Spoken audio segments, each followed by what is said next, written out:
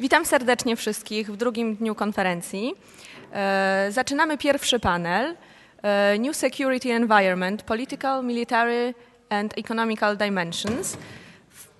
Moderatorem panelu będzie pan Dariusz Rosati. Panelistami są pan Guetta, pan Aleksandr Dynkin, Leonard i Robert Legvold. Zapraszam. Dzień dobry Państwu. Good morning everybody. Alexander Smolar has established a standard to speak in Polish. At least the moderator is supposed to speak Polish, making his introduction.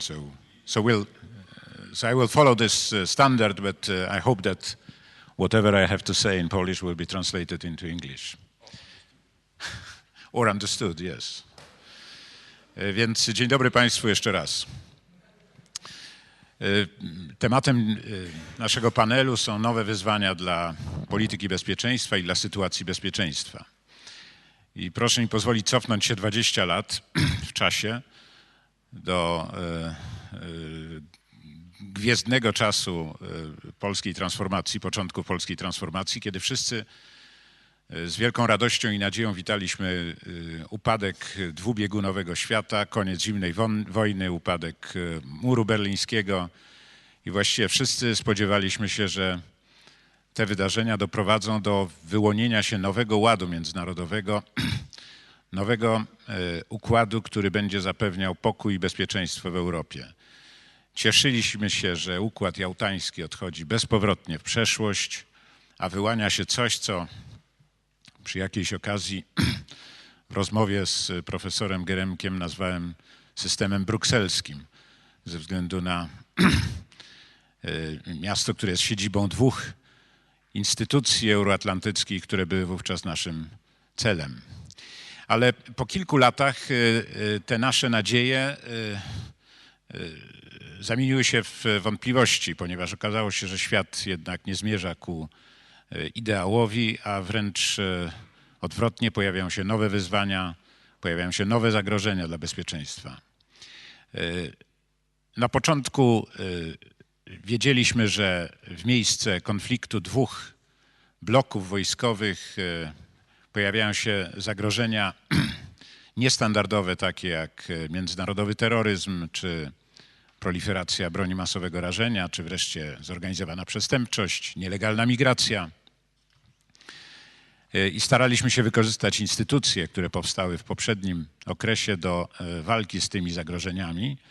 W ostatnich latach pojawiły się kolejne obszary ryzyka związane przede wszystkim z wzrostem znaczenia i potęgi nowych państw, takich przede wszystkim jak Chiny, ale także Indie, Brazylia, Indonezja, a także coraz bardziej asertywna Rosja.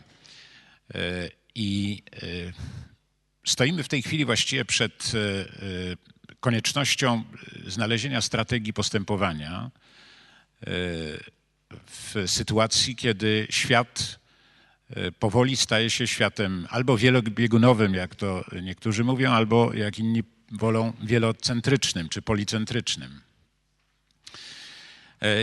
I powstaje pytanie, czy instytucje, które gwarantowały bezpieczeństwo krajów rozwiniętych w ciągu ostatnich 30 czy 40 lat są nadal w stanie pełnić swoją rolę i funkcję w tym nowym kształcie ładu międzynarodowego.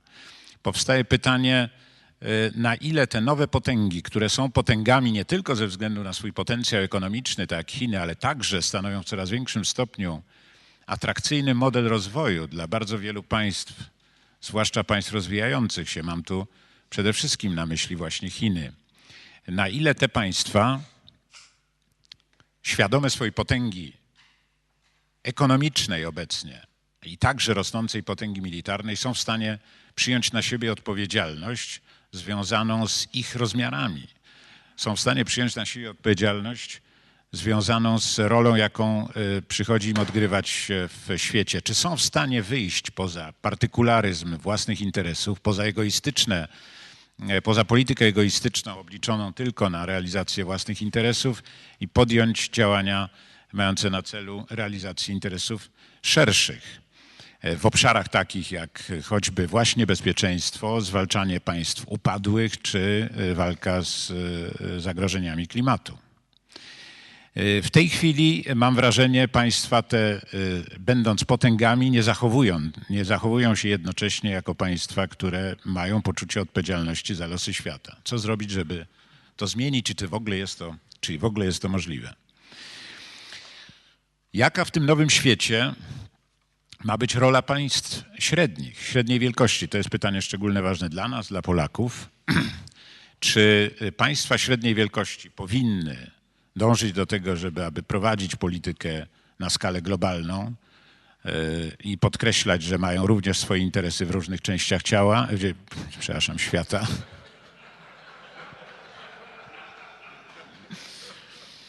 Chociaż niektórzy mogą tak myśleć. W różnych częściach świata, czy jednak tego typu scenariusz jest zupełnie nierealistyczny i powinny skupić się raczej na polityce w ramach regionu, na polityce dotyczącej ich sąsiedztwa.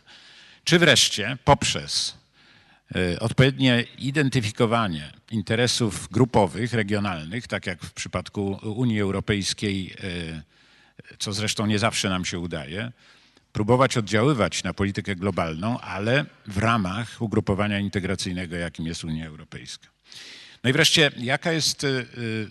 jaka ma być rola Stanów Zjednoczonych w tym nowym układzie? Czy ta tendencja, o której mówiliśmy wczoraj, do jakby stopniowego umniejszania roli i pozycji Europy na mapie strategicznych interesów Stanów Zjednoczonych i w obliczu wyraźnego przesuwania się uwagi Stanów Zjednoczonych na obszar Azji przede wszystkim, czy Europa powinna i w jaki sposób, jeśli tak, walczyć o utrzymanie europejskiej pozycji Stanów Zjednoczonych i w jakim charakterze należy widzieć nasz przyszły sojusz czy partnerstwo ze Stanami Zjednoczonymi? Czy istnieje niebezpieczeństwo, że Stany Zjednoczone mogą zechcieć wycofać się z Europy i co to oznacza dla Europy, która według jednych jest mocarstwem schodzącym, declining, a według innych jest mocarstwem na emeryturze, czyli retired. Te i inne pytania, które możemy sobie postawić w świetle wyzwań, które się pojawiają w ciągu ostatnich kilku lat, czekają na odpowiedzi i mam wielką nadzieję, że nasi znakomici paneliści udzielą nam tutaj, jeżeli nie pełnych odpowiedzi, to przynajmniej bardzo interesujących elementów do tego, abyśmy mogli zbliżyć się do uzyskania odpowiedzi. Mamy tutaj wybitnych specjalistów z dziedziny polityki międzynarodowej, stosunków międzynarodowych.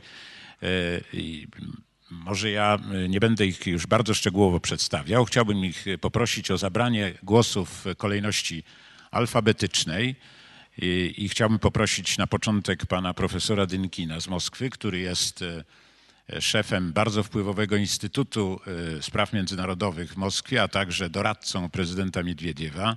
Jest znakomitą osobą do tego, aby wypowiadać się właśnie na temat tych nowych trendów w polityce międzynarodowej, w stosunkach międzynarodowych, ale oczekujemy od niego oczywiście, że zaprezentuje nam tutaj również i rosyjski punkt widzenia na te nowe zjawiska. Panie profesorze Dynkin, bardzo proszę. You have the floor.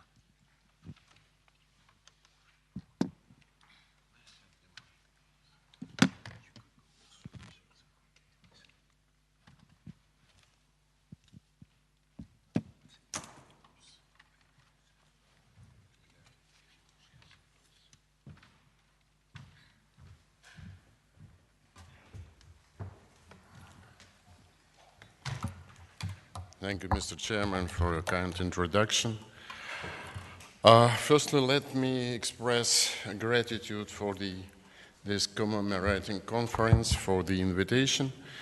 I guess that for the Russian intellectuals, the name of Bronislav Geremik, the name of Adam Michnik, inspired the struggle for the freedom and democracy in our part of the universe. When I think about these great names, immediately to my mind came such Russian names as Andrei Sakharov or Aleksandr Yakovlev. That was a very great personality, and the only problem is that I'm afraid that such outstanding persons no more produced.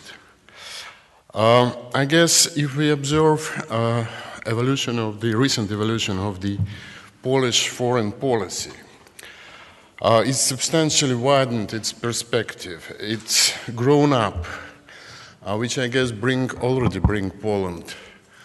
This is part of the answer to your question. Already bring Poland as an active and influential actor in Europe, and I guess that in the global scheme very soon. And for us in Moscow, it's very substantial that Poland is already departure from a simplistic geography which still exists in the minds of some East Europeans, that they live in between Mary Poppins and Ivan Terrible. I guess this is completely wrong attitude, and in Poland we do not see this anymore. I guess if speaking about the security environment, it could be characterized not only by the polycentrism, but by the hierarchy simultaneously.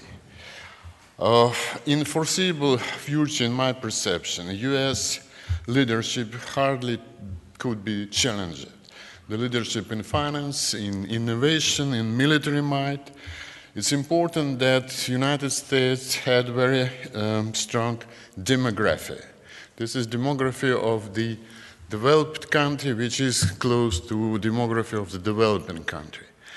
At the same time, the United States elaborated institutions, mechanisms which permit them to attract the highly qualified labor force, and Americans are the best in adapting this highly qualified labor force. Of course, it's already visible, embodied both internal and external limits of the US might. I guess that we are already leave behind both bipolar and unipolar architecture of the global affairs.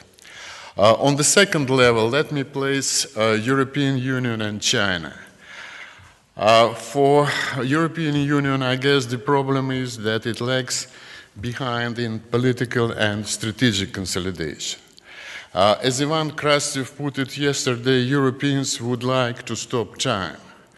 And maybe Francis Fukuyama was not so wrong when saying about the end of the history in Europe. Of course, it could exist only under the security umbrella from the United States. On the third level, I would place Germany, Japan, India, Brazil, maybe nearest future South Korea, and then Turkey. Those countries hardly could have a sustainable consolidation due to the great diversity of their national interests, culture, and positions. In this setting, I believe that Russia could be attributed somewhere between second and third level. But we still faces the risk of descending below the third level due to worsening of the human capital quality, due to the innovation stagnation, due to the severe demographic problems, and so on. As we now domestic debate presented that we are still facing so-called problem 75-85, which means if crude oil would be 75-85 per barrel, we could face this stagnation or zastoy of 1975-85. I guess this basic setting would be not complete if I would not mention the new stage of globalization. After the recent crisis, we clearly have the new leaders and new beneficiaries from the globalization. Look at China. This is the strongest advocate of the world free trade today. India, in my perception, could not make its leapfrog without global markets. Same for Brazil. This is the third global producer of civil aircraft today. Now a few words about the recent reset policy. What brings this reset policy in between Russia and the United States? I guess values, the common strategic values. What kind of values we have? We have the values of non-proliferation. We have the values of fight against transnational terrorist networks. We are both countries, I guess, and their strategic and expert community foresee the very gloomy scenario of the nuclear Taliban if something goes wrong in this area. Of course, in this polycentric world, nuclear deterrence will further diminish its influence. And I guess today our strategic dialogue is much more important in the sense of non-proliferation. If the ratification in the US Congress of the recent treaty would happen, it happens the way for the next round in which I guess the other nuclear states would have to participate. So the ratification is, in my point, is very critical today. I guess that anti-ballistic missile is also very important. If we succeed in initial stage, saying we, I mean, of course, United States, NATO, and Russia, say in the monitoring and information sharing. Of course, I guess we have to start thinking about not to producing new dividing lines. I mean that we have tried to include responsible states such as India, in China, in some anti-ballistic missiles initiative in developments, especially because today the missile technology is not very complicated and, let's say, cruise missile equipped by some commercial navigation like a GPS could be easily produced by a non-state actor. I guess the characteristic of the whole strategic environment is that we are faced today the so-called fifth dimension of the possible war operation. Beyond the surface sea, beyond the air and space, we today have a cyberspace, and that demands our attention also. About economics, the recent euro crisis, the crisis in the eurozone, that was crisis in a small or maybe medium country. It was produced by irresponsible borrowing by the Greek government, Greek banks, and sometimes, I may tell, even by the Greek households. It's completely online.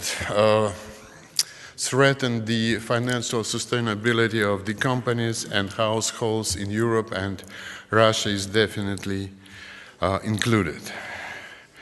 So in this sense, such issues as unresolved sovereign debt crisis, inadequate regulatory of the financial markets, large-scale and long-term unemployment, and etc., it became no more national issues. It became immediately the international or transnational issues. Plus, and I guess there is no time for elaborating this, environmental and energy security is already an integral part of the economic security. So, I guess we are facing now not only, and of course this list of threats is not complete, pretty far from being complete. So we have substantially increasing the probable areas of conflicts, sources of the probable conflicts, and future world does not look to me very safe. How to manage this? I guess to manage all these problems, challenges, and threats, we have to base ourselves on three basic pillars. One of them is inclusiveness, the second one is responsibility, and the third one is legality. Of course, this is simplification, this is metrics, but the first would not work without the second and the third, and vice versa. Those who follow closely Russian foreign policy, you could find out that some of these pillars gain in momentum. Besides this reset policy in our relations with the United States, important event happens in our relations with Poland, with Ukraine, with Norway. We have understanding about tragic events in Kyrgyzstan recently. In this room, there are several experts who work together in Euro-Atlantic Security Initiative. This is new and I guess rather promising project, and of course, as you understand, Russia is included in this huge Euro-Atlantic space. And I guess we have a potential of elaborating some workable recipes for increasing the work of these three pillars I mentioned on this Euro-Atlantic space. If it happens, I guess it's produce important demonstration effect for the Trans-Pacific space and for some other areas of the world. Thank you very much, Mr. Dynkin.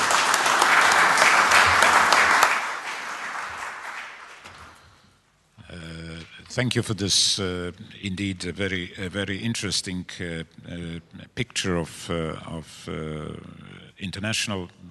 various international threats that are emerging, seen from Russia's perspective.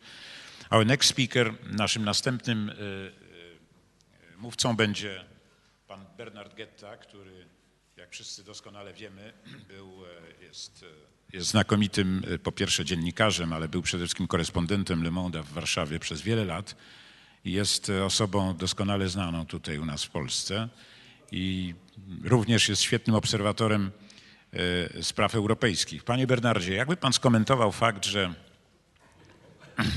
okay, how would you comment the fact that Professor Dynkin, when he spoke, of course he spoke about the relations between Russia and Poland, but also between Russia and the United States in various dimensions.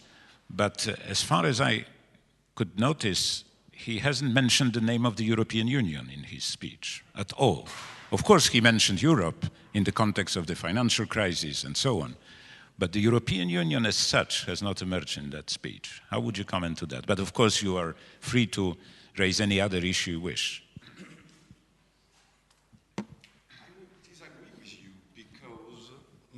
Our colleague just mentioned Poland, which, as far as I know, is a member of the European Union. Second, he mentioned Norway, which is not a member of the European Union, but which is a European country. So I would conclude that Europe as a continent and Europe as a union wasn't absent from his speech. That was a provocation. I understood. I will go there because it will be easier for the microphone. Yes, sure. Okay.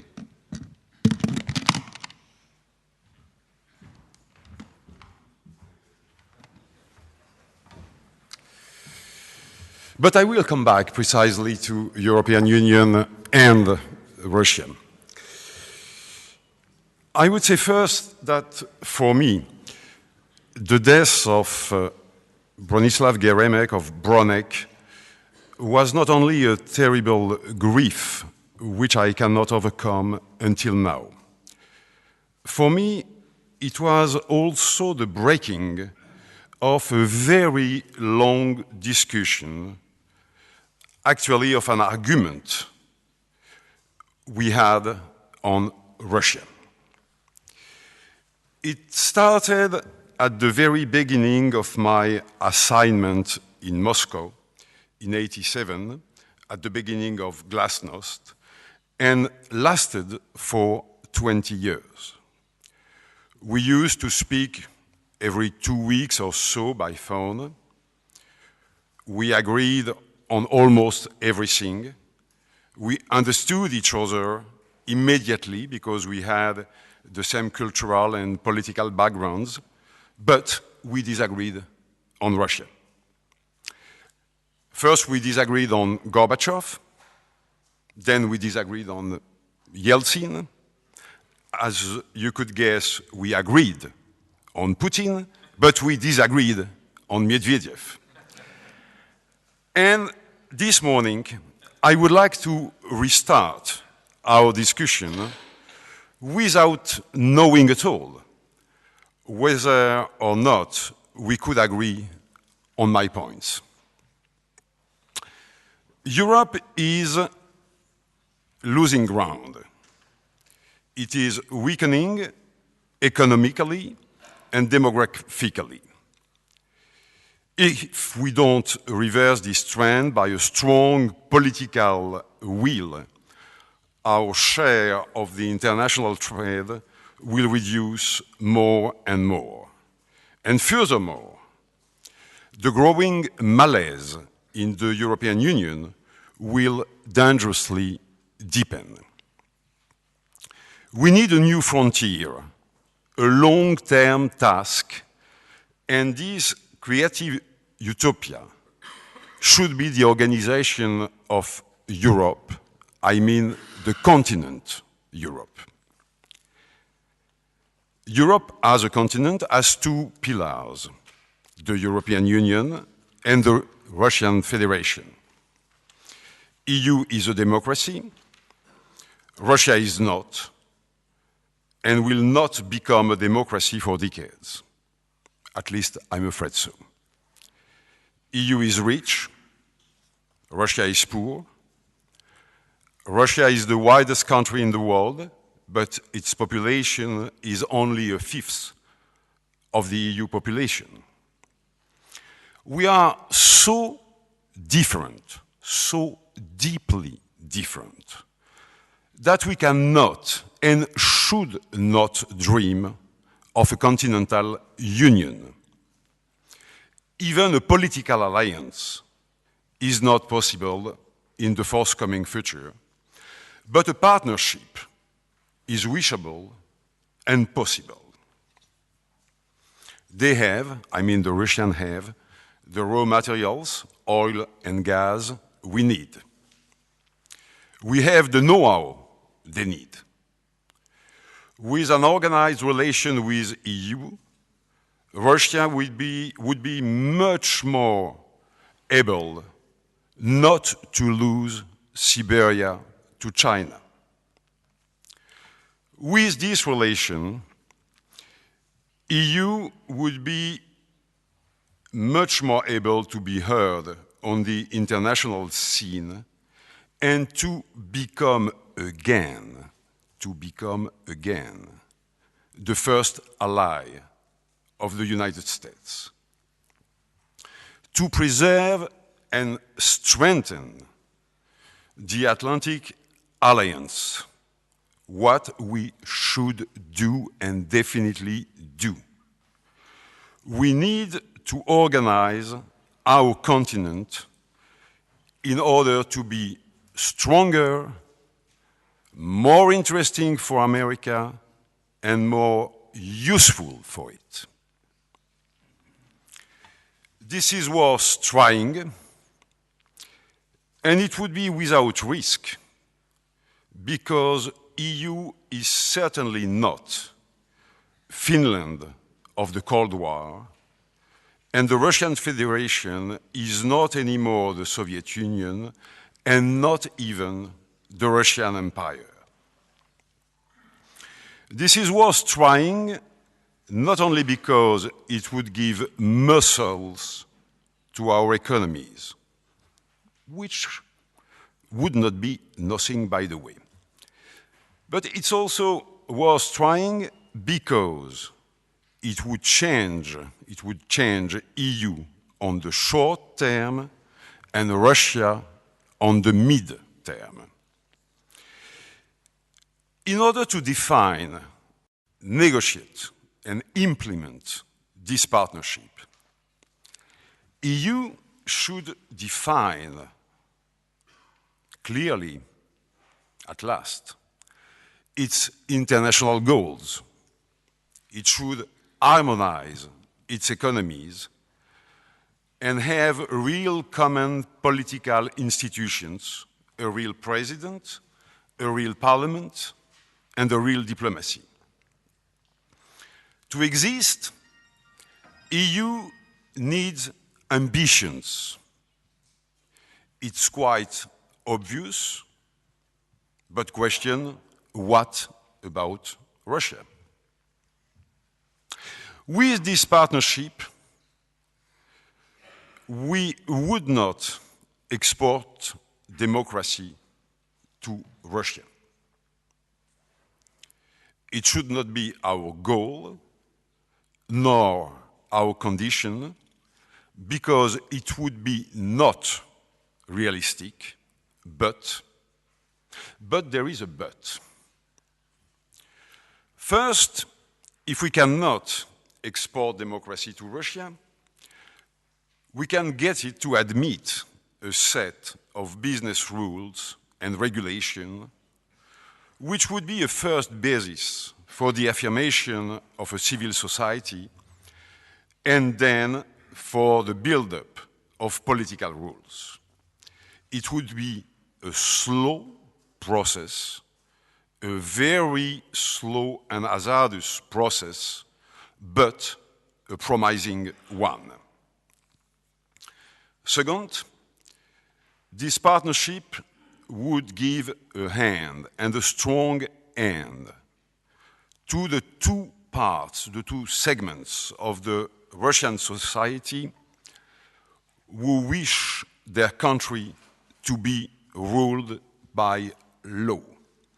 I mean by that, first, the growing urban middle class and a significant part of the business community. For those people, a European partnership would be a tool they could use. I really don't know whether or not Bronek could have agreed, even partly, with that. But this is what I would have liked to be able to tell him today. Et je vous remercie.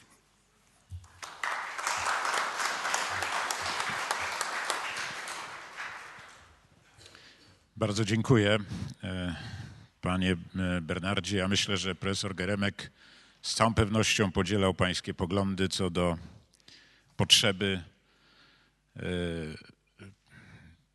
dalszej integracji w ramach Europy i co do potrzeby budowania wspólnoty europejskiej na podstawie wspólnie podzielanej wizji, opartej o ambicje, o których pan wspominał. Był przecież wielkim europejskim entuzjastą, chociaż oczywiście chodził też twardo po ziemi. Teraz chciałem poprosić o zabranie głosu pana Marka Leonarda. Pan Mark Leonard, wszystkim znany, komentator wydarzeń politycznych europejskich, międzynarodowych. Zawsze czytamy te komentarze z wielkim zainteresowaniem. Również autor i współautor wielu opracowań w ramach Centrum do Spraw Reform Europejskich. Pan Mark Leonard jest człowiekiem, który zaprezentuje nam, mam nadzieję, punkt widzenia kraju, który jest krajem europejskim, a jednocześnie ma bardzo trzeźwe spojrzenie na integrację europejską i w niektórych punktach przynajmniej odmienne od tego, co dominuje na kontynencie. Panie Leonard, ma pan głos. You have the floor.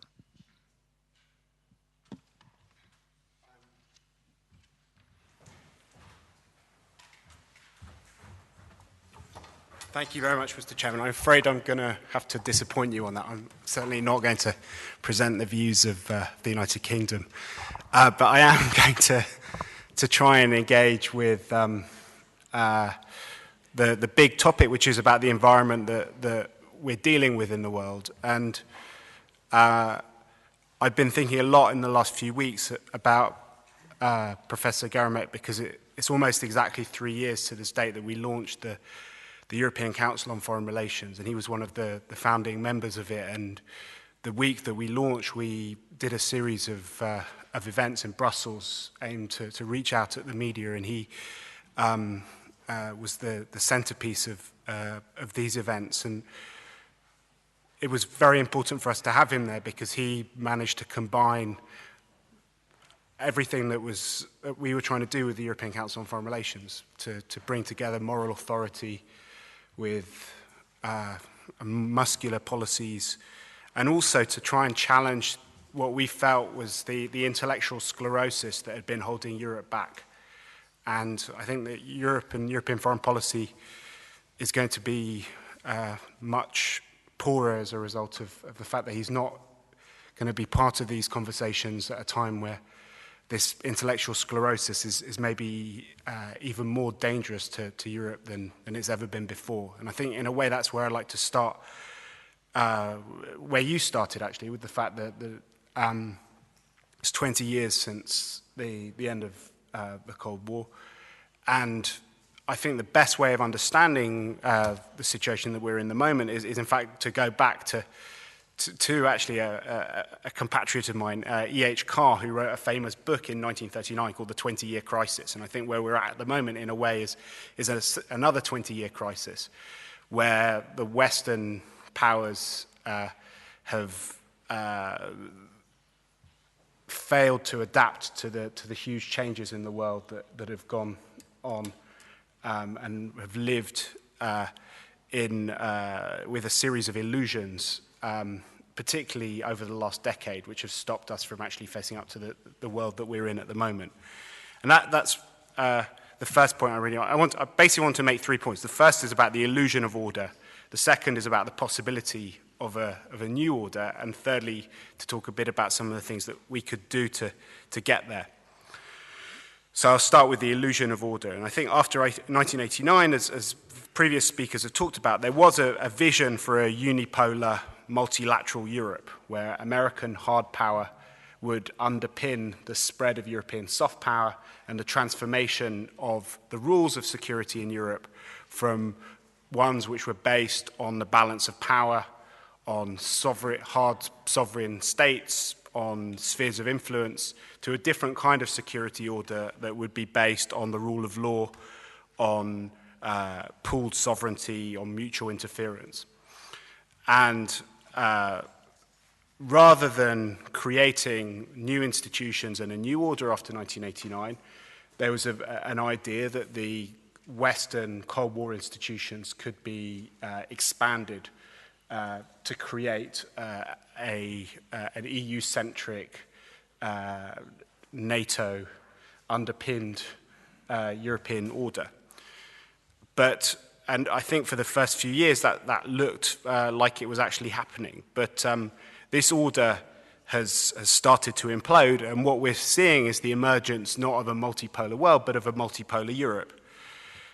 There are lots of reasons for it. The first is that Russia never really accepted this NATO-centered, EU-underpinned order, and has recently been in a position to openly challenge it and its normative base and the way that it works. Secondly, Turkey, one of the other big poles in the European continent, is no longer willing to sublimate its entire foreign policy ambitions to its dual roles of being an EU candidate and a NATO ally. It wants to redefine its relationship with those two bodies. It's still a member of NATO, still wants to be a candidate for the EU, but it wants a bigger role in its region and on the world stage. Thirdly, EU member states themselves have lost enthusiasm for the enlargement of the European Union and this unipolar project. NATO enlargement is even less popular than EU enlargement in many different areas.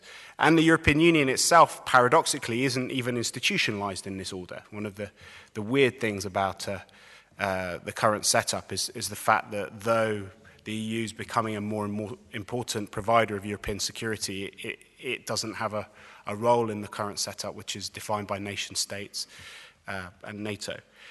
And fourthly, the United States is gradually withdrawing from Europe's security order and returning to a position of being an offshore balancer. It's strengthening its security guarantees and doing the absolute minimum to keep Europe fixed. But it's clearly no longer sees itself predominantly as a full-time European power. It's more of an offshore balancer than a permanent European power. And finally, in the countries around it, the unstable periphery that stretches through the Balkans, the countries of Eastern Europe to Central Asia, you no longer have a group of countries who are motivated, as the countries of Central and Eastern Europe were, by the myth of a return to Europe, who want to become part of the West. What you're seeing is a new kind of state-building project which is based on geopolitical balancing. A colleague of mine calls this the new Titoism.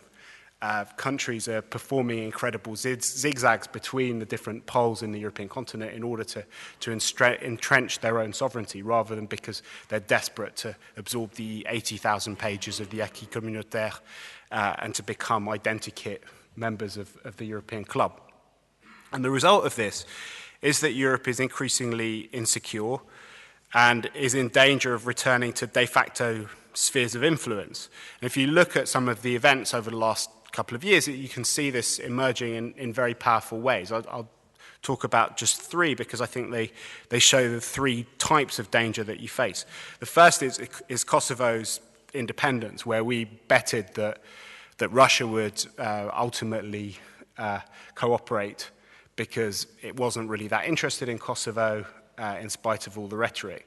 But actually what we found out is that Russia might not be that interested in Kosovo, but it had a great interest in having a multipolar Europe, where it had a veto on things that happened within the European Union, and this was a good way of making it clear that that's how things were going to work from now on.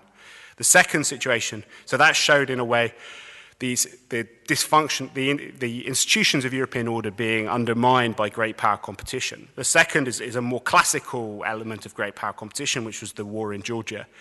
And the third is the situation in Kyrgyzstan, where rather than a competition for spheres of influence, there's a competition for strategic disengagement, which shows the kind of obverse of that, which is a danger of state failure and of countries not actually taking responsibility for the security order. But what all three of those things show is that the current institutional setup in Europe is completely unable to deal with a lot of the challenges to European order that we have at the moment. The OSCE, NATO, the CSTO, the CIS, none of the institutions of the European order were able to deal with these challenges. And none of them have got any answers to the simmering ethnic and territorial and other conflicts, or the challenges of upholding the CFE or other institutions which are in a state of disrepair at the moment. But rather than talking about all of this amongst ourselves as Europeans, I think what we've had over the last decade is a series of shadow debates which have really led absolutely nowhere. On the one hand, there's been a debate about Turkey in or out. It's been a debate about how we deal with Russia. Do we contain Russia in a soft kind of new way, or do we try and integrate it and change it through a process of creeping integration? Should we build up European security and defence identity ourselves, or would that somehow undermine NATO? And none of these debates have led anywhere at all, or actually dealt with any of the fundamental issues. We've had a sort of a kind of cold peace between the different sides on each of those areas. And as a result, what that's left us in is this position where the EU European security strategy has largely been about defending an order which no longer functions. No serious European politician or government thinks that the current institutional order works at the moment. And yet, when 2 years ago President Medvedev proposed a new security treaty for Europe, the response of EU member states was tactical. The idea was that we shouldn't really negotiate with the Russians. It would simply play into their hands. It would allow Russia to undermine these institutions, to divide and rule European countries to move back to spheres of influence. But nobody really wanted to kill it, so we decided to condemn it to be discussed in the framework of the Corfu process, which was described by one European politician at an ECFR event as a perpetual mobile that will go on forever without reaching a conclusion. But I think that was the wrong approach to the current situation, and I think that there is actually a real opening now to do something different and actually to start creating a new European order. And I think that for a number of reasons. First of all, because I think that the economic and financial crisis has been a real shock to the elite in Moscow and has led to a real rethinking of Russia's approach. It's shown that the idea of being a BRIC country was not sustainable. And I think that Russia's new Westpolitik does create at least the possibility of a different sort of conversation with Moscow. Secondly, I think Turkey is looking for a new role. It has a lot of soft power. You've got a dynamic, energetic regime that is currently unbound. But if we create the right circumstances, we could actually give them something which would appeal to them and also give them something to lose if they don't work within the current structures, whereas at the moment they have nothing to lose because the accession negotiations are going nowhere. Thirdly, I think that the US reset has actually re-legitimized America's role as a guarantor of European security, and America's withdrawal from Europe has actually created a need for Europeans to take more responsibility for their security, because the reset diplomacy policy is based on a very explicit compartmentalization of global from European issues. And I think from Washington's perspective, there's an agreement to disagree with the Russians on the issues to do with the near abroad in order to be able to work together on the global issues which matter much more in Washington, like Iran, Afghanistan, the global issues which are at the heart of the administration's agenda. And that means that no matter how successful the reset has been, it's not actually going to solve any of these more local issues which are higher on the agenda of European politicians. But it does mean that the US actually has an interest in us resolving these and stopping them from blowing up so that they don't undermine the reset policy. And fourthly, I think because the European Union is in a very different place from where it's been before. Our first report 3 years ago at the ECFR was called a power audit of EU-Russia relations, and we showed that there were these structural divisions between the different member states of the European Union. And last few months, I've been working with some colleagues, including Ivan Krastev, who was speaking here yesterday, on a new report on the European Security Order. And as part of that, we did a survey of threat perceptions in the 27 member states.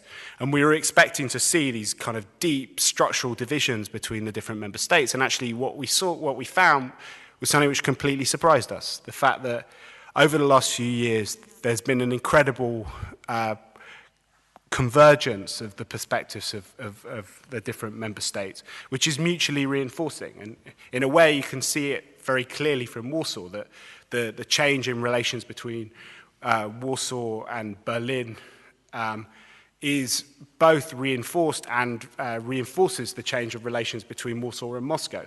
And there is a virtuous circle that's going on that area.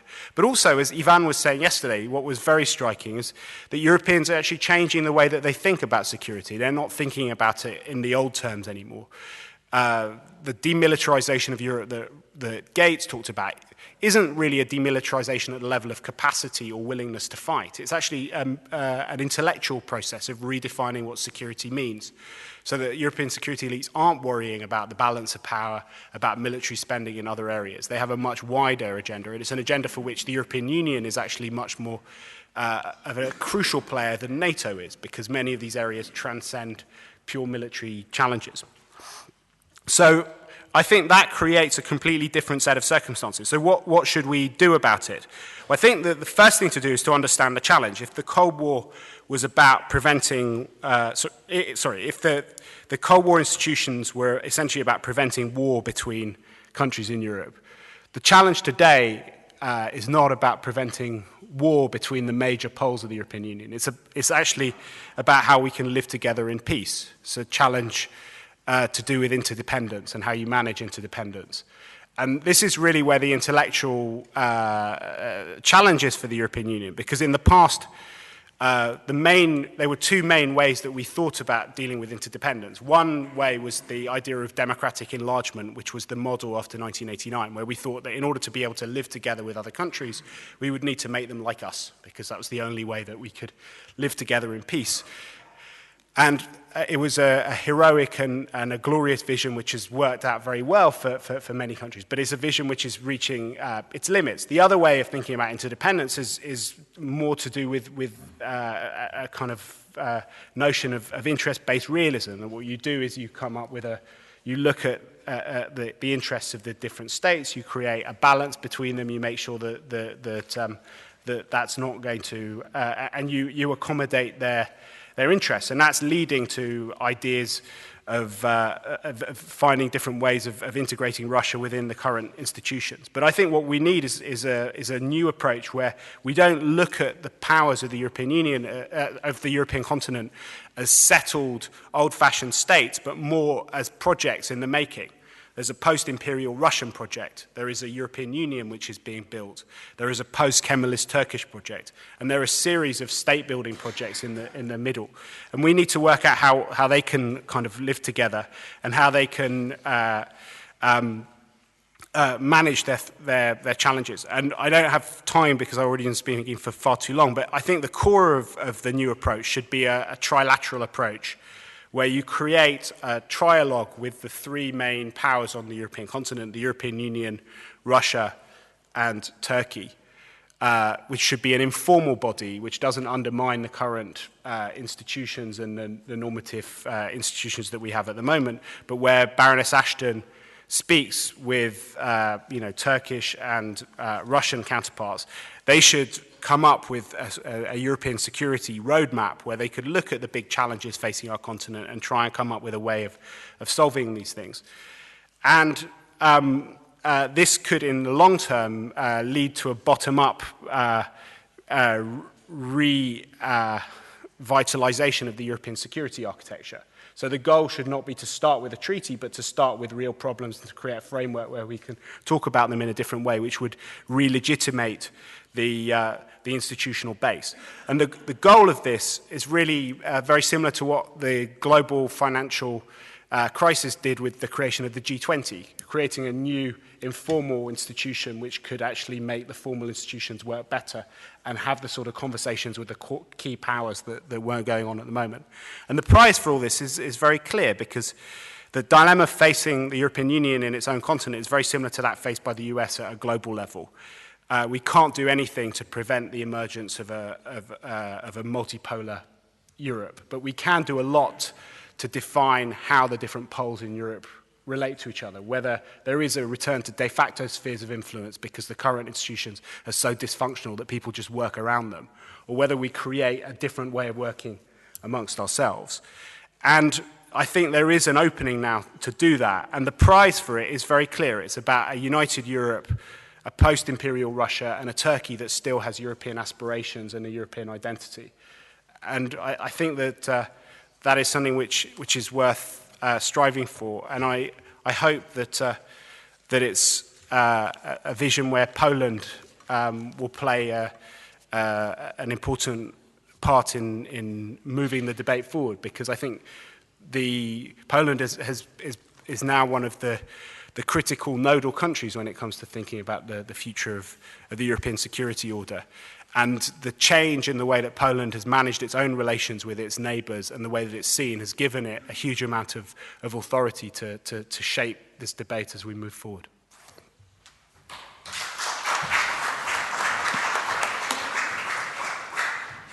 Bardzo dziękujemy za to arcyciekawe wystąpienie rzeczywiście i takie, które z całą pewnością podnosi cały szereg bardzo dyskusyjnych kwestii. Jestem pewien, że w dyskusji uczestnicy naszego spotkania odniosą się do tych kwestii. Ostatnim speakerem w tym panelu jest dr Legvold. Dr Legvold był wieloletnim pracownikiem Uniwersytetu Columbia, ekspertem, specjalistą spraw międzynarodowych, między innymi także od polityki wobec Rosji. Jeden z jego ostatnich artykułów, Foreign Affairs, poświęcony jest właśnie miejscu Rosji w strukturze stosunków międzynarodowych i przyszłości relacji Rosji z innymi państwami. Jak rozumiem, otrzymamy tutaj punkt widzenia amerykański, chociaż niczego nikomu tutaj w tym panelu nie narzucamy. No niemniej jednak z ciekawością czekamy na kolejną, nową perspektywę spojrzenia na wyzwania, jakie stoją przed współczesnym światem. Dr. Leonard, you have the floor. Sorry, Dr. Legvold.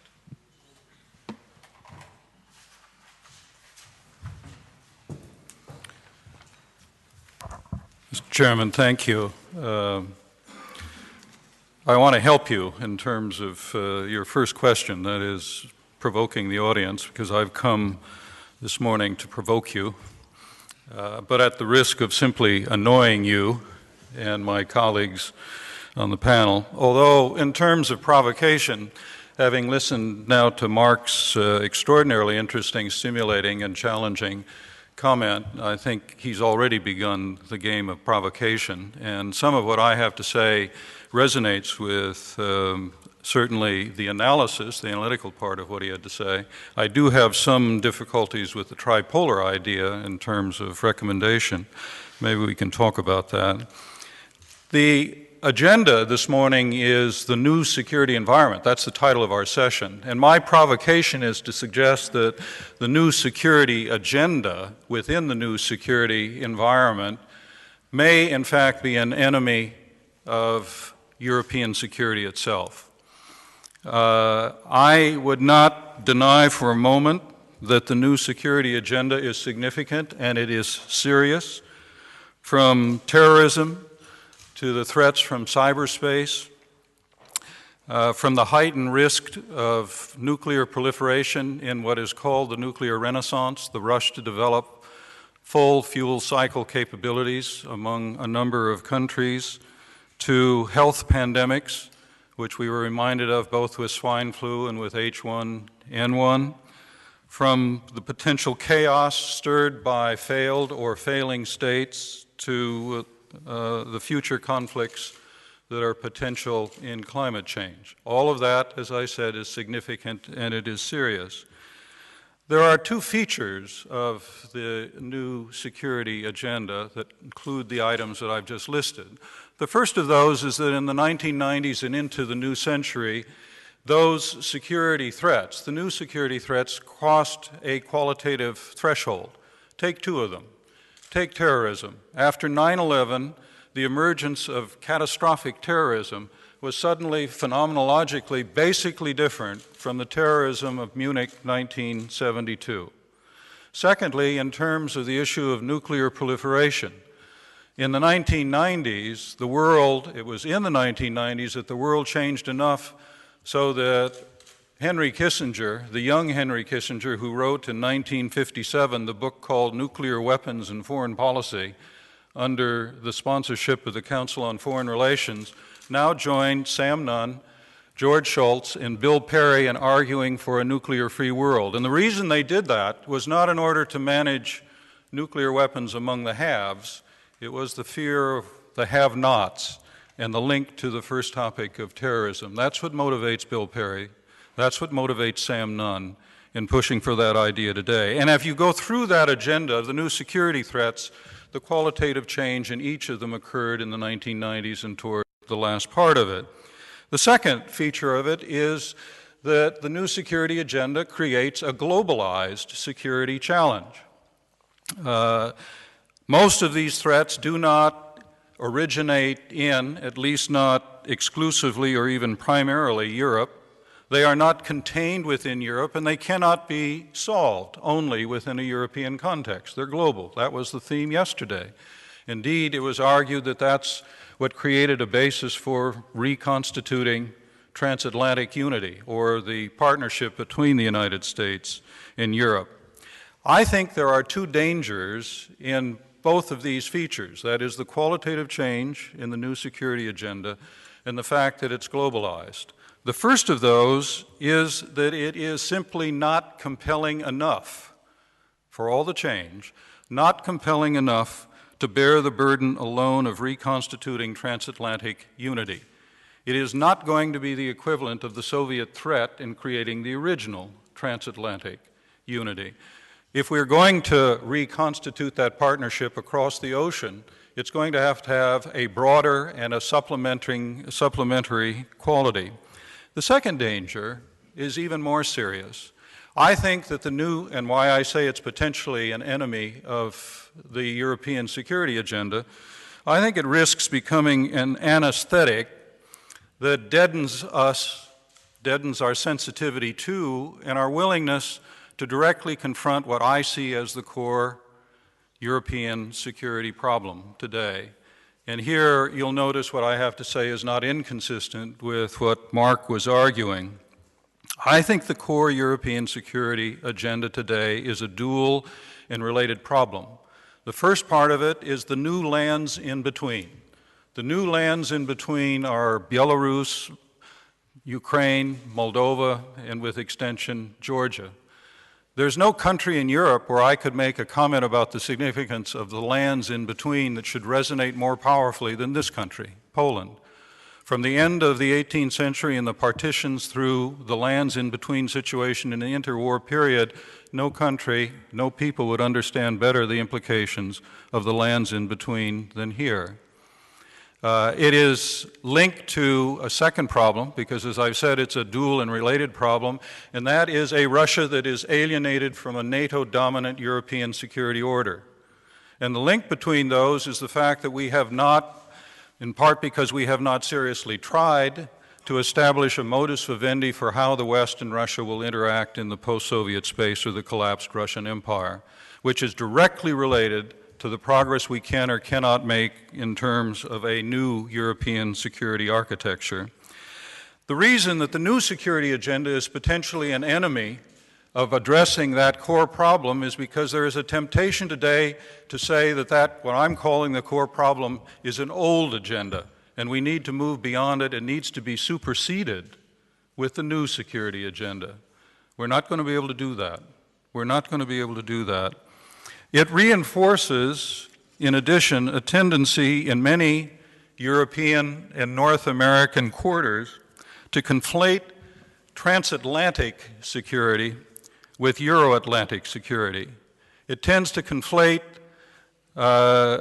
European security from the Atlantic to the Bug with European security from the Atlantic to the Urals. The mantra of Kohl and Bush Sr., and Mitterrand in 1991, 1992. This, I say, notwithstanding the ferment that we see underway today, stimulated initially by Medvedev's Berlin speech 2 years ago, the Evian speech, the European Security Treaty proposal in November of 2009, Secretary General Rasmussen's new agenda that raises the NATO-Russia relationship to the top of the NATO agenda, or even the Brussels Forum proposal for trilateral missile defense cooperation, not merely in order to address the intrinsic problem ballistic missile defense is designed to deal with, but as a European security community building exercise. That's the way in which Rasmussen presented the idea. Or the Corfu process, or this upcoming meeting of the three, that is the French, Sarkozy, Merkel, the Germans, and Medvedev, the Russians, and Deauville, scheduled in the near term. Notwithstanding that ferment, the problem is still the tendency to conflate transatlantic security with Euro-Atlantic security. But European security thought of as transatlantic security, as Mark has suggested in much greater detail than I will, has already failed. It failed in the Balkans, and it failed particularly in the lead up to the Kosovo War in 1999, and it failed in the months before Georgia, before the Georgian War in 2008. If for the moment, the core problem, that is the dual and interrelated problem of the new lands in between, and a Russia alienated from a NATO-dominated European security order has been relieved of tension. If the tension around that problem has diminished for the moment, it's because of events. It's not because governments and their international institutions have confronted the problem and begun to fashion a solution. The events are the election in Ukraine and the consequences of the Georgian War.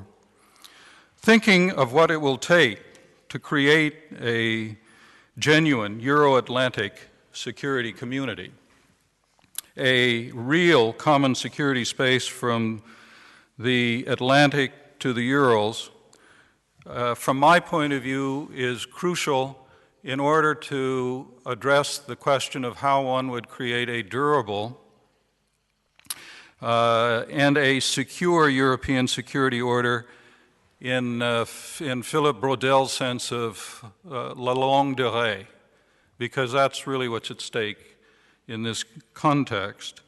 I think it's not going to be addressed because of what's happening in Europe today. As Mark suggested, what's happening in Europe and across the Atlantic with the United States and with the Russians is essentially inertia.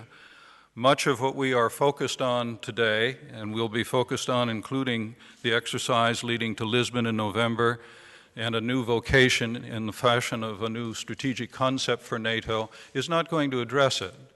The strategic concept that's going to emerge, and I think it will heavily be influenced by the Albright Commission report, members of whom are here, author of which is here, and Steve Flynn, may be a very constructive exercise for NATO, may help to determine what's to happen to NATO, how NATO is to be adjusted, but it cannot answer the core European security problem. It's just not within the capacity of NATO to answer that question, and therefore no strategic concept can do it. But, and I finish with this thought, I think addressing the core problem of European security in the context of la longue durée is important even beyond the issue of European security, because I would argue that if you're going to manage the problem that our chairman referred to earlier on, and yesterday we spoke about, the rise of the new powers, China, India, and so on, it's going to require a reconciliation along the lines that Mark was reaching for, and in a way that Bernard also is reaching for within that European context. In order to create within a world of new great powers, many great powers, a replacement for what I believe has been the critical problem since the end of the Cold War and the collapse of the Soviet Union. I call that problem the problem of great power irresponsibility. There has been 20 years of great power irresponsibility in all quarters, from Beijing to Moscow to Washington to Brussels to Berlin and wherever else you want to look. In order to move in another direction of great power responsibility across those same capitals, I think one is going to have to face this question of how you do create a genuine European security community from the Atlantic to the Urals. I finish by saying that I don't think this is going to happen as a result of activity within the chancelleries of Washington and Moscow or Warsaw or Brussels or their policy planning staffs. It would be unfair and unrealistic to assume that at this conceptual level that's where it's going to be dealt with. But don't you think that Professor Goremick would say that addressing this underlying conceptual problem is what the center named for him should be doing? Wouldn't he say that's what our various institutes on the outside that we're associated with should be doing? Thank you.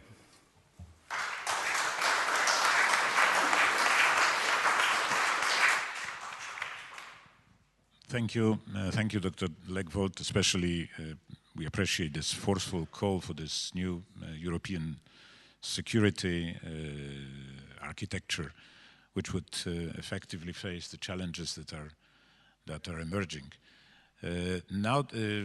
Teraz bardzo serdecznie zapraszam Państwa do wypowiedzi, pytań.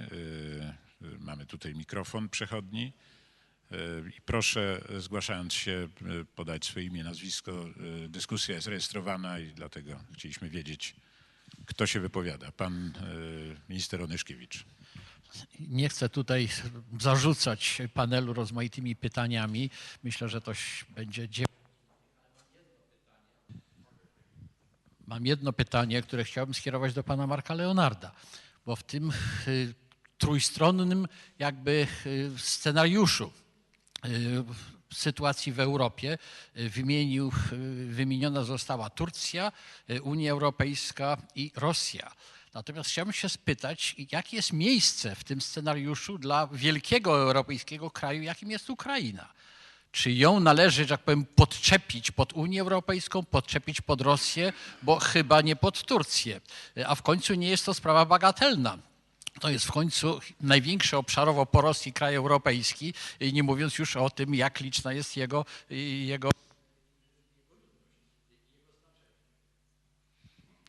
Dziękuję bardzo. Może kolejne pytania, potem poprosimy o odpowiedź. Ambasador Dan Fried, bardzo proszę.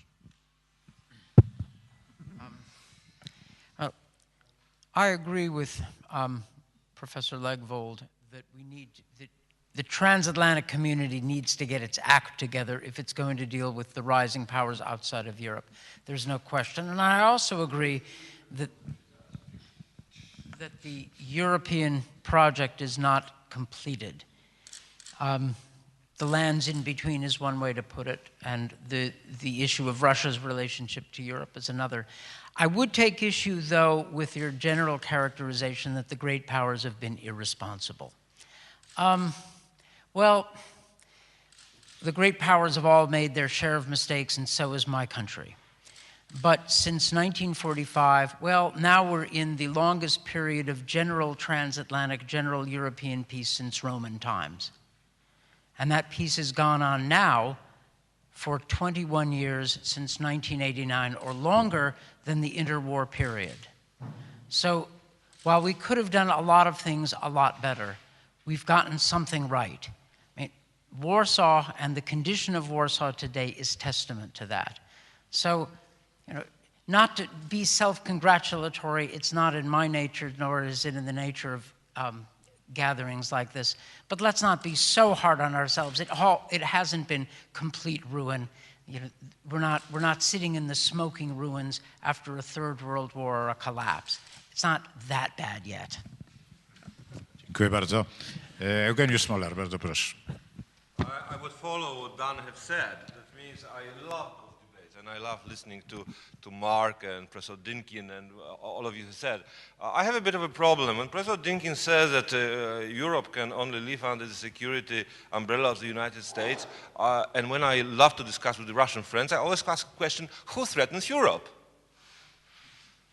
No, this is something which I look straight into the eyes and the people as influential in you, and let me tell you that the reaction of some countries and some communities and some expert communities and politicians in Europe are the reaction to what have happened in the East. Now, the situation has changed, as you rightly said. This was the threshold, the war in Georgia and the elections in Ukraine. Democratic choice was made in the Ukraine, and we, whatever our expectations and our disillusionment with the Orange Revolution, we have to live with that. And we are looking towards Russia again, and we are telling, look, you want us to work for another 15 years on some big treaty, as you said, legality. This is something which, and I think that Professor Rothfeld in his paper, which is on outside, have dealt with the tradition of Russian diplomacy seeking some major agreements. And I answer you, the bottom-up approach, which was suggested here, is much better. It's a confidence-building measures. Let's talk business at the very practical levels. And something which I will follow with the Ukraine, this is something important to us. It's part of our GNA. It is about the countries which are the sovereign countries, which you called in between. They are not in between. They try to live their lives. They want to try to find their ways economically, politically, friendly relations with everybody around. They are too small to create the new fait accompli which we have to react. We don't have to react if there will be another war, God forbid, in this part of it. But it will have consequences. And everything we do can be presented in an aggressive adversary, or it could be done in a friendly manner. I do not believe in big treaties. They lead to nowhere. It's a paper. What we need is a bit of goodwill, return to the confidence-building measures, look what could be saved from the CFE, look for the confidence-building measures also in the context of missile defense, locations in Europe, and then we can proceed. But I hardly can agree with the approach that somehow we are to blame for the fact that some countries wanted to join the European Union or NATO. Thank you. Thank you. Dziękuję bardzo. I would like now to ask our panelists to respond to that, perhaps the issue of tripolar Europe. Potem przejdziemy do następnych. Ja w tej chwili chciałbym udzielić odpowiedzi na te pytania, a potem oczywiście będziemy kontynuować dyskusję. Jeszcze chyba mamy kilka minut. Mark. To Janusz's question, I mean, the idea which we have is to create something very informal, where you'd have three core members, which would be Russia, the European Union, and Turkey, possibly with the US as an observer, and other people coming along depending on what the issue that you're discussing is. So if you want to talk about Transnistria, for example, it might make sense to have Ukraine at the table on that particular issue, but it's not necessarily going to make sense on everything. I mean, Ukraine, as you say, is absolutely critically important. It's a strategic issue for the European Union, but it's not a pole in the way that Russia and Turkey and the European Union are. Doesn't have the same sort of ambitions for a wider regional role or a global role that those other powers have. And I think it's important that what we describe is not about spheres of influence, and it's not about a new Yalta. So, you know, it shouldn't be an exclusive body. But if you have Ukraine there, then other countries will, you know, which play an important role, you know, which are energy transit countries or whatever, will all want to be there. And I think the idea is to have something which is quite informal and quite practical and can work on real issues and demonstrate progress. So that's what I would suggest on that question. Okay, Dr. Legvold, would you like to react to Dan Fried's remark? Yes, both to that and the last point on the lands in between. It's the problem with the connotation of the word irresponsibility. When I speak of great power irresponsibility, I'm not talking about reprehensible behavior or things that wouldn't give credit for not only, as you've said, the 21-year peace, but even the way in which the Cold War itself was ended.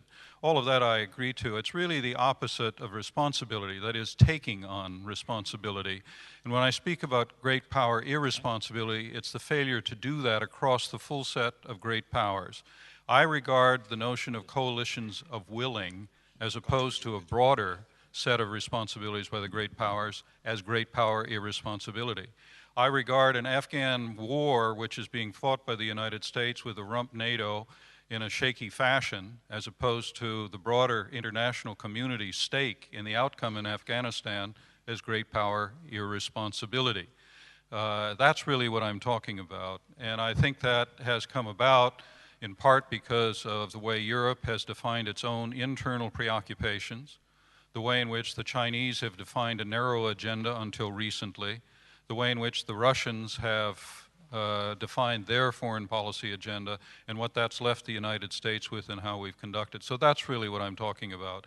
And I'm saying that achieving a Euro-Atlantic security community that works may be, no guarantee, but may be something that would lead us to a greater sense of great power responsibility if it becomes a basis for incorporating and integrating in a constructive fashion the new rising powers. Pierre Osner's point yesterday that we're going to have to do it with them, we can't do it against them, the Chinese, the Indians, and the rest of them. On the lands in between, my point is not sovereign status, my point is geostrategic position. And the problem of Belarus and Ukraine and Moldova and Georgia is not whether they're sovereign or not, or entitled to their choices of alliances or not. It's a question of whether or not they get caught in the politics that surrounds them given their geostrategic situation, and it's not a problem that we've solved.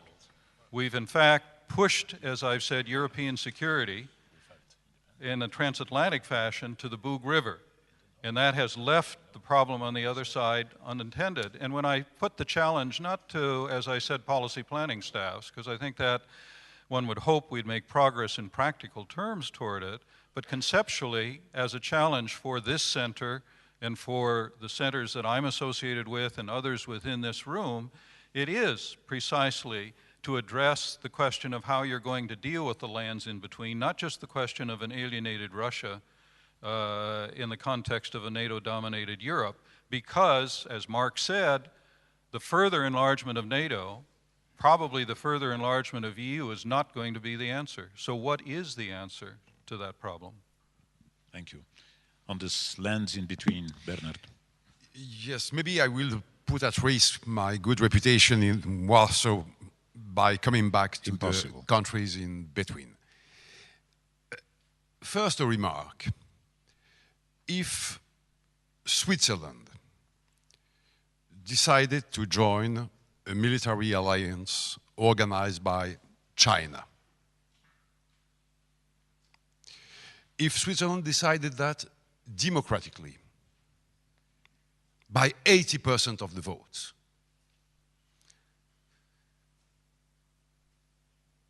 as a French citizen, I would expect my government to react by strong means against this decision made democratically by Switzerland. I guess you understand my point. And to come back directly to Ukraine, what could be the position of Ukraine in Europe? On my eyes, this is my own answer, Ukraine should certainly join one day or another European Union, as Georgia and Armenia should one day or another, whenever they will be ready for that. I would not support, and I didn't, the idea of Ukraine and Georgia joining NATO. Why? First, because if Switzerland and so on, I don't come back to that point. Second, in any case, because we could not do that. So let's be realistic about that and just think back about Georgia. President Saakashvili expected the United States to react after the war he engaged. I mean, Mr. Saakashvili. United States did not react until the war was over. Not a single word except best wishes about peace and wisdom, something like that. Why they didn't? Because they were not ready to risk even a real political confrontation with Russia. And why not? Because of Iran and because of some other much more important problems. So if we have, I mean the Western countries, the members of the Atlantic Alliance, if we don't have the means to implement this policy of enlarging NATO to Ukraine and Georgia, just forget it. Just forget it.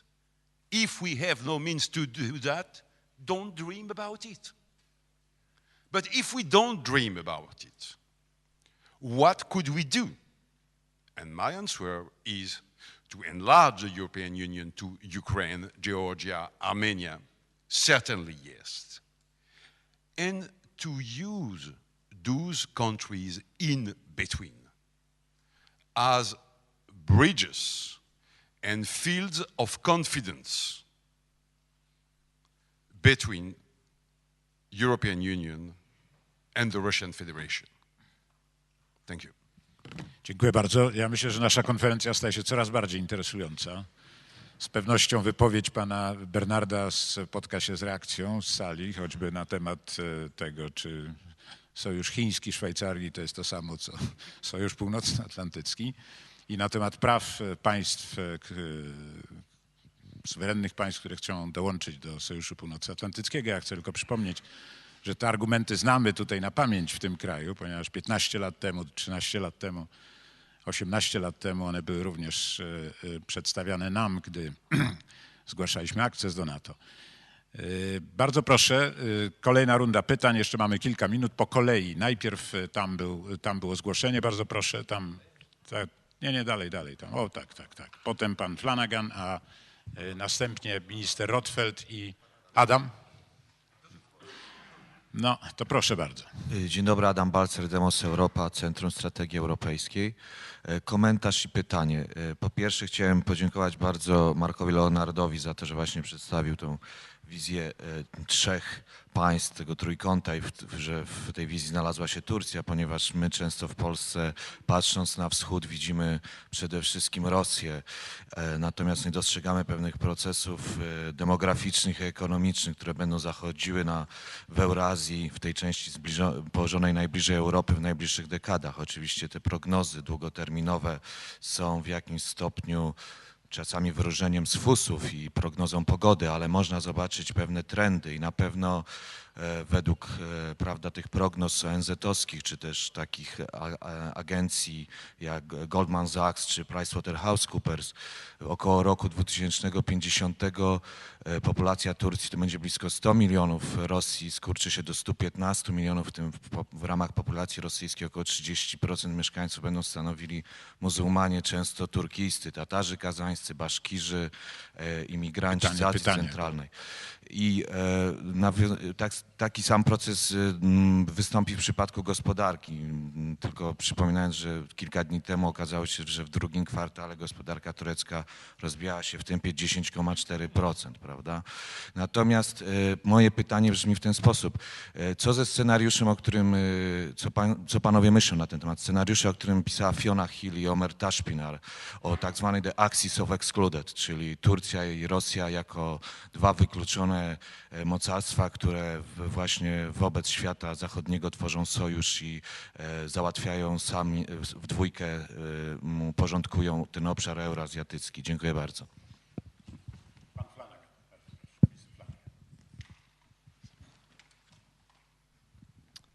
Thank you, Stephen Flanagan.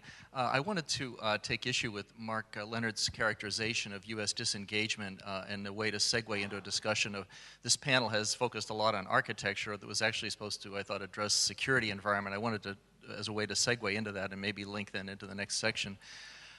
Mark, I find it hard to accept that a country that still has in excess of 100,000 military personnel permanently based in Europe is actively involved in trying to transform NATO, is deepening its relationship with the EU, and also actively engaged in the efforts to try to salvage the OSCE, is disengaging from Europe, even in the political domain.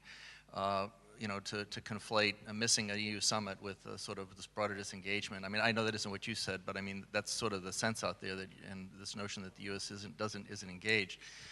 But the NATO group of experts concluded that the main threats to Euro-Atlantic and European security emanate from outside the Euro-Atlantic space. And I think to segue into the way Bob Legvold characterized it, it does seem to me, Mark, that your vision of the trilateral would be great for dealing with European security, or dealing with security and political security problems in Europe's near abroad and in the lands between, but not very effective in dealing with the hard security problems that emanate from afar, that still, I think, many European countries are looking to NATO looking to aspects of and working with other countries to address them, and to include Russia. So I wondered if you could all come back to that a bit of how is the security environment shaping the way in which we should address particularly these other global challenges. I think that, as Bob Legvold suggested, the two agendas of addressing the global security challenges and the Euro-Atlantic ones, or the ones in the lands between, I don't think we have the option of either or. I think we have to do both. Thank you. Thank you very much.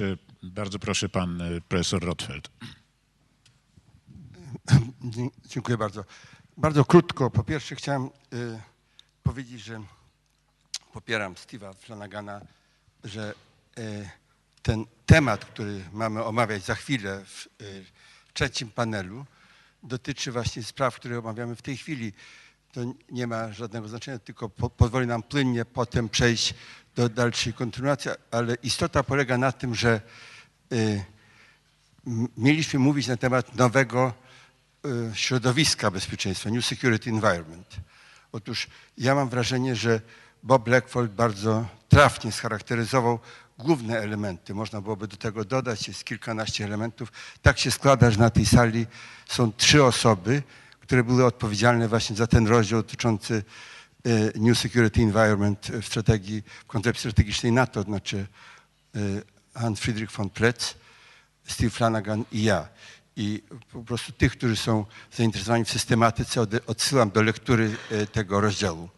Natomiast chciałem głównie powiedzieć jedną uwagę, nie jako pytanie, tylko jako uwagę. Mianowicie bardzo często i ten spór, który tutaj wynikł w związku z pytaniem pana ministra Onyszkiewicza odnośnie Ukrainy.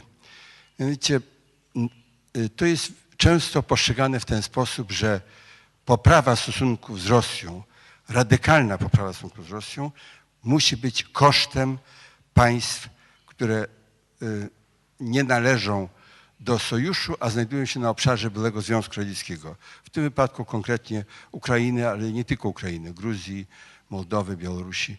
Otóż chcę powiedzieć, że nowa polityka, i to jest element, który należy również w stosunku do naszych rosyjskich partnerów wyraźnie stawiać, polega na tym, że polepszanie stosunków z Rosją oznacza również polepszanie stosunków z tymi państwami, ale każdy musi to robić suwerennie. To znaczy w istocie rzeczy, gdybyśmy przyjęli założenie, że ta polityka wobec Ukrainy staje się zakładnikiem polityki wobec Rosji, to nas prowadzi w ślepy zaułek. Innymi słowy, ja uważam, że myślenie konstruktywne wymaga podejścia bardzo suwerennego, podmiotowego do Ukrainy i do Gruzji również.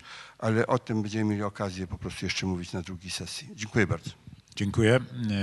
Adam Michnik, bardzo proszę. Mikrofon już idzie.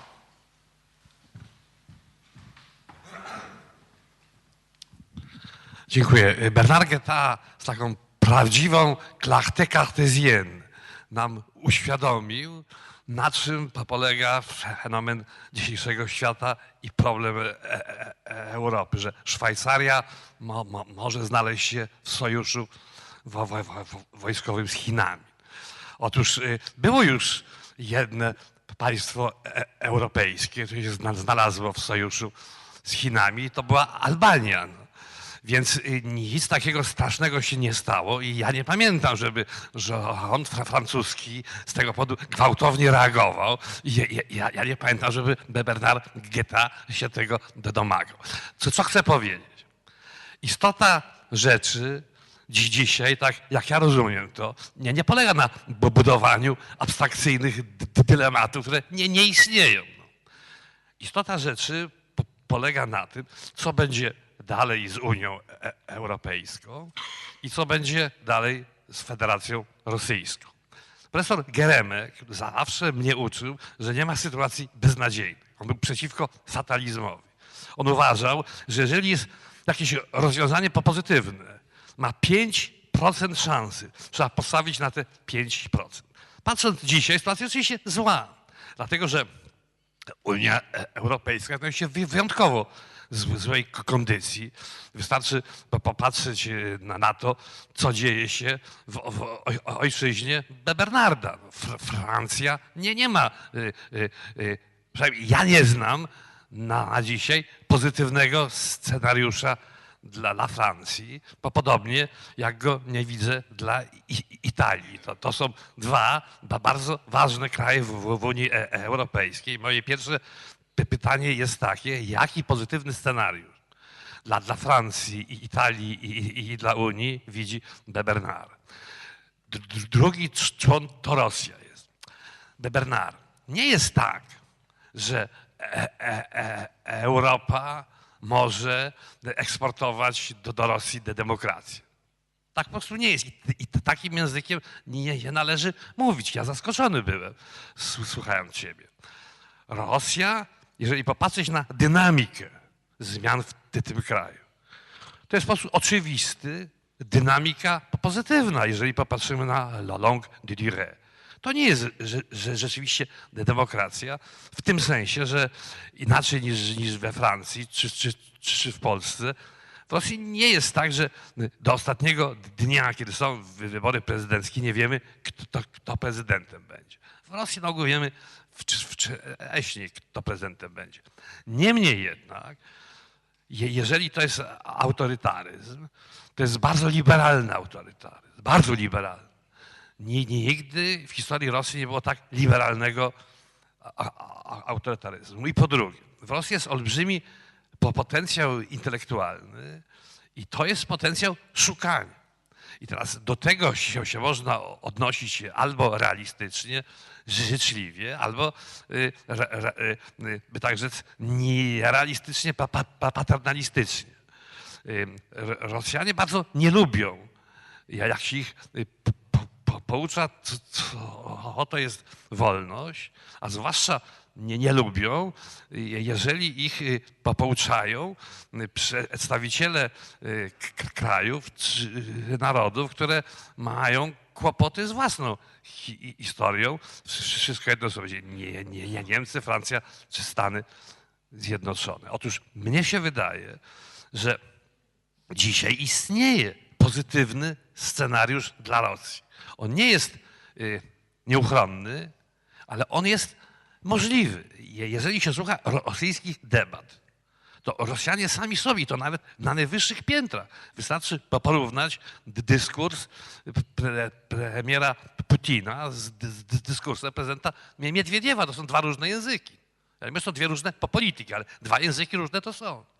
Otóż moje pytanie by brzmiało tak.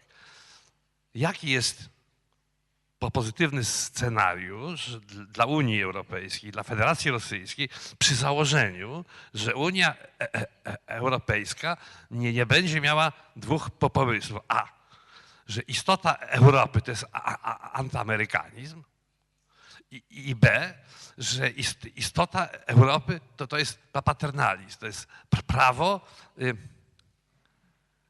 to jest, nie, może się źle powiedziałem, paternalizm rozumiany jako przekonanie, że wiemy lepiej od wszystkich innych, jak powinna wyglądać demokracja. Dziękuję bardzo. I ostatnia już wypowiedź, bo będziemy musieli jeszcze zostawić troszkę czasu naszym panelistom. Bardzo proszę.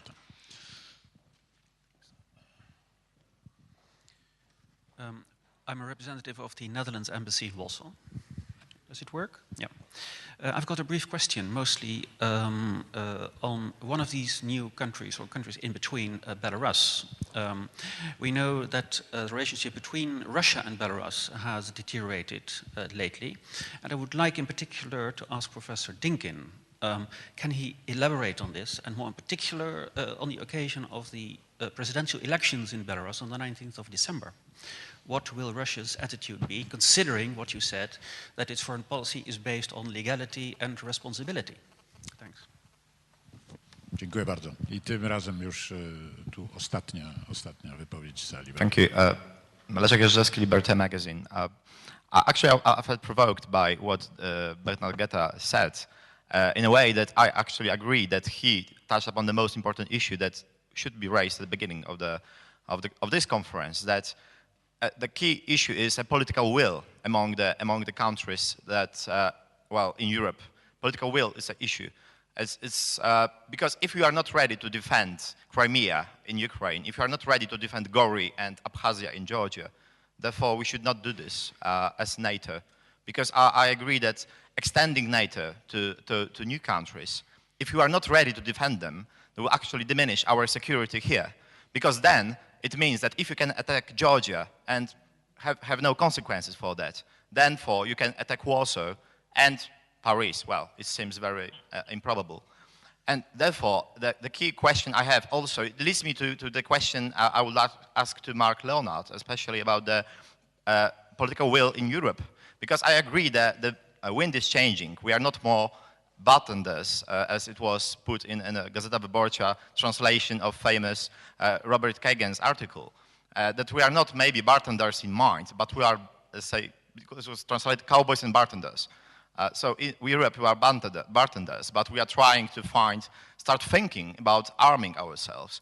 But I don't really see the political will that was here present in Europe in the 1950s, the big European project that moved this Europe forward. Because if Europe would be about having the same, let's say, standards for food and the same quotas for, you know, and supporting with all respect to France, supporting agriculture, then therefore this Europe would be not existent. Europe was created to keep peace here.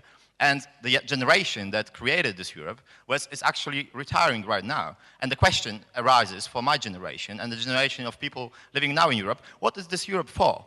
And this question should be addressed right here, right now. And I have a question to all of you, actually. Do you believe that we need a new big European project, or if we just keep on solving our small crisis that we have, like everyday crisis in Georgia, in Greece, in France, Roma people, Spain, and so on? Do you think we can keep on doing like this, or do we need a new European project, and we should not be afraid of speaking about new Europe federational state? Thank you. Dziękuję bardzo. Teraz czas na odpowiedzi ze strony naszych panelistów. I will give you the floor in the reverse order. Perhaps we will start now with Dr. Legvold, if you wish. But there is no must in, you know, answering. But Mr. Chairman, I understand well the admonition, and therefore I'm not going to comment on anything other than one question, one point, which was Steve Flanagan's as elaborated by Dan, and the notion that today this panel has spent a lot of time talking about what the next panel is scheduled to talk about, and a little less about what the new security environment's all about. Steve, the point that you made was that these two agendas, the Euro-Atlantic security agenda that we've been talking about, together with the global agenda that's populated by the new security threats, are not either-or propositions. They need to be both addressed. I think that's quite right, but I think that's only the first step. I think the next step is to understand the relationship between the two of them. And what I sense today, whether it's in the context of Corfu, the OSCE, or the media, or even the way in which governments in moments of distraction think about these things, is a tendency to substitute the new security agenda for the other unfinished old core security problem, because that's too difficult. Thinking about threats from cyberspace, thinking about nuclear proliferation, thinking about terrorism, automatically lead us toward the notion of cooperation. It makes the problem of Russia easier. And you heard Aleksandr in his opening comment talking about the new convergence of what he calls strategic values around things like terrorism and nuclear proliferation. But I refer to this as deadening our sensitivity and willingness to address what remain the underlying hard issues. Therefore, my view is, and I would take it a further step, for us to be effective as great powers, eventually that will include the Chinese and the Indians and so on, but within a European context that is from the Atlantic to the Urals, in order to deal effectively with that new security agenda, we have to resolve that core problem. That, it seems to me, is essential to moving on and dealing effectively with the new security agenda. So, Steve, my notion is not merely that you have to deal with both of them, you also have to think about the sequence and the relationship between the two agendas. Thank you. Mark. Okay, two brief points, one on the US and one on Europe's project. So yeah, in answer to Steve, I mean, you know this better than I do, so I'm not going to go over familiar ground, but there's a secular trend since the end of the Cold War of America naturally being less concerned about European security because the Cold War's finished. There has been a power shift in the world. There are all sorts of problems in other bits of the world. It's completely natural that that American attention should move to where the big challenges to global security are. They're no longer in this continent, and the European Union has shrunk, therefore, in America's strategic imagination. When you look out at the world from Washington, almost none of the big issues which are being dealt with are most obviously addressed through a transatlantic prism. You know, it's not that the Europeans can't be good allies and can't supply help on different things, but there's no big global problem for which the transatlantic relationship is the right unit of analysis, whether it's climate change, where, you know, it doesn't include the biggest polluters in the world, whether it's dealing with Iran, where it doesn't, you know, the transatlantic relationship doesn't include a lot of the powers that have an impact on it. If you're thinking about AFPAC, I mean, there isn't a single issue in the world where the transatlantic relationship is the natural unit of analysis for it. So therefore, if you're a pragmatic president with a lot of problems on your plate and you're looking out and trying to work out how to deal with these problems, you probably think about Europe in a very different way to the way that your predecessors did. So if your two big concerns are remaking the global architecture so that you can turn the rising powers into responsible stakeholders, when you think about Europe, you mainly think about the fact that there are too many Europeans around the table. How do we get rid of these pesky Europeans who are occupying 9 out of the 24 seats at the so-called G20, and make sure that that you have room for Brazilians and Indians and other people that you're trying to socialize in it. And when you look at how to deal with these other global issues, your concern is how do you get Europeans to help us on Afghanistan or Iran or whatever. And if so it's a different kind of relationship, and the sort of intra-European issues that Bob was talking about, that I was talking about earlier, you know, they don't really rank. There are people for historical, biographical reasons who have an interest in what's happening in the Balkans, who might have been to Georgia a few times, and therefore, you know, the vice president might have been there a few times, and it might be of kind of personal interest to him. But they don't obviously rank alongside something like Afghanistan, which is an existential issue for the Obama administration. So that it's natural that the US has got a different approach to them. Doesn't mean they disappear as problems for Europeans, which is why I think we need to respond to the new environment and take more responsibility for these issues ourselves and create the right sort of formats. And I agree they're not in conflict with each other, the global agenda and the European agenda. But they're also not as... The old approach, in a way, was the European sort of, if we send lots of people to Afghanistan, then the US will be very engaged on our issues and kind of help us out here. And I don't doubt the NATO, Article 5 security guarantee for a second, but I don't think that sending troops to Afghanistan is necessarily a very useful way for President Saakashvili to defend himself if he gets into another war with the Russians. That model of thinking about that linkage doesn't work quite as well as it maybe did in people's minds a few years ago, which is why we need to kind of rethink it. In terms of Europe, whether we need a big project, I think the big project is pretty clear. Europeans have been talking about a multipolar Europe for ages. Many Europeans wanted it to happen. What they didn't realize is that there might not be a European pole in the multipolar Europe. So I think the project is about saving Europe as a global power and actually having a seat at the table, defining how the world works. A few years ago, Europeans thought of themselves as a model for the world, and they thought that other people would follow it. I still think that the revolution in thinking about the distribution of political power and how you live together in an era of interdependence, which started here 50 years ago, is actually still the most sophisticated experiment for dealing with global problems in the world. And I think it, as I argued in a book a few years ago called Why Europe Will Run the 21st Century, I do think that it would both be good and it's quite possible that sort of way of dealing with challenges will become more widespread. But there's nothing inevitable about it. And at the moment, we look more like an exception than a universalist power. And we've lost a lot of our own universalist impulses, as you can see from the fading of support for enlargement. But anyway, I think that's the big challenge for our generation, is whether we want to be, as Dan Fried put it, whether we want to sit at the table, whether we want to be on the menu. That's kind of, that's the project. Okay, thank you. Now Bernard Guetta. Thank you. Bernard, now you are the last one in this round. Okay. Sorry about it. Sorry, I said in the reverse order. So yes. You're the last speaker. So there was 3 questions. The first one about France. It will be very simple. The solution is to wait for a new president. From the left, from the right, from the center, I don't know. But my president became, it's very sad for me to say so, but became as embarrassing for my country than Berlusconi is for Italy.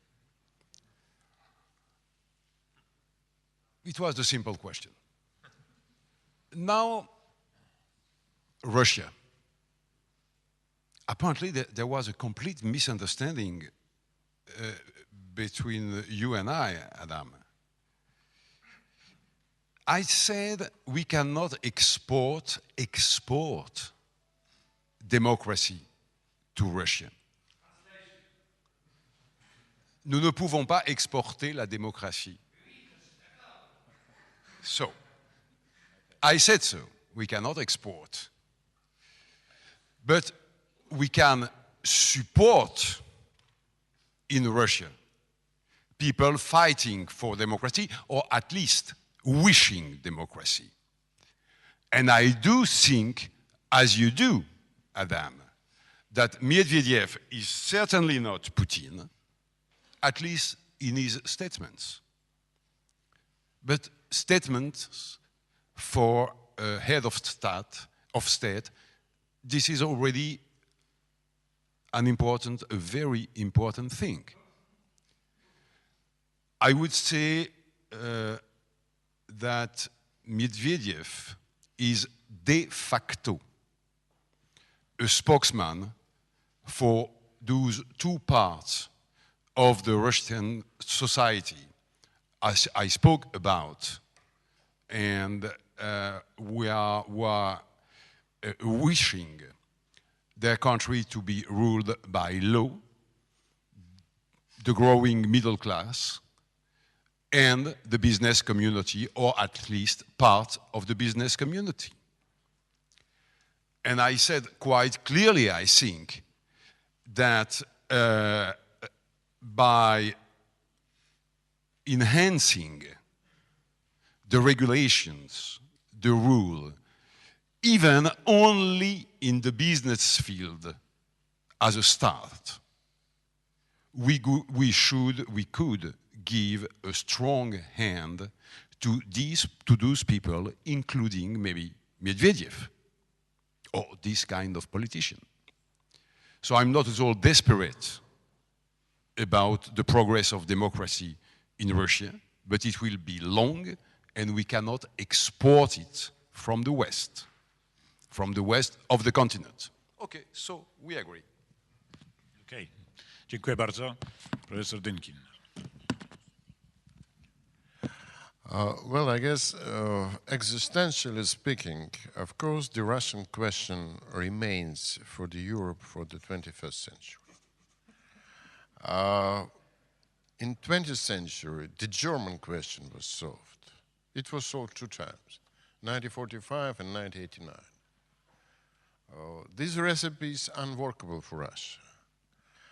As I understand the situation today, Russia faces the existential choice in between, let's say, authoritarian capitalism, Malaysian or Chinese style, or European time of liberal democratic society.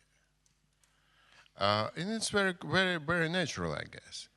And the positive role of Europe would produce some efforts in moving in the European direction for Russia.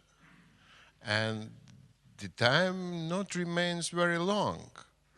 And if Europe have some grand project, grand ideas, for example, removing of the Schengen visa was a substantial step forward when a young couple from, let's say, Chelyabinsk, without going to French embassy in Moscow, could sit on the plane and go, for example, to Prague or some other countries. It would be a substantial challenge. Talking about this Professor Smaller question, who threats Europe?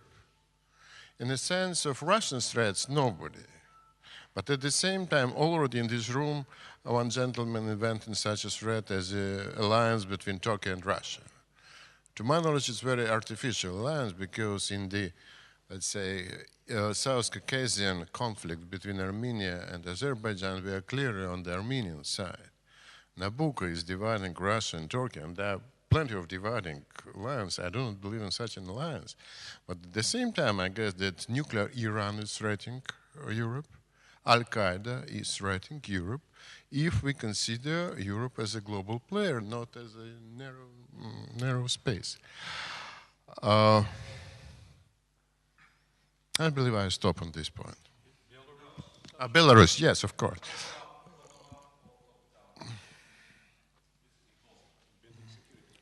Discuss maybe in the next session. Yeah, I have no precise answer.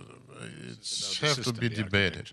About Belarus, you know, of course this is a trouble for us. And those guy, he's very smart. He's maneuvering very clearly. He's a competent political animal. It's visible. Of course, we are not going to subsidize him anymore. It's clear for him and for us, I guess. We are, of course, do not satisfied when our journalists disappeared in this land. But we would refrain from any kind of interference in the Belarusian developments. That's for sure for me. Thank you very much. Ladies and gentlemen, the topic for this session was the new challenges in the international environment, and many of us who came here this morning thought that we live in a world which is stable, which is predictable, which is safe. And during this discussion, we have learned that this is perhaps not the case. And we've listened to a number of information here that there are many challenges, many threats, many risks that are ahead of us. So perhaps we should also include them in our further work. Nonetheless, the good news is that we also have listened to a number of interesting proposals of how to deal with them. And I hope that the next session will precisely address the issue of how to set up a system which would make our world safer and more predictable. I would like to thank our panelists and bardzo proszę Państwa, żebyśmy podziękowali naszym panelistom.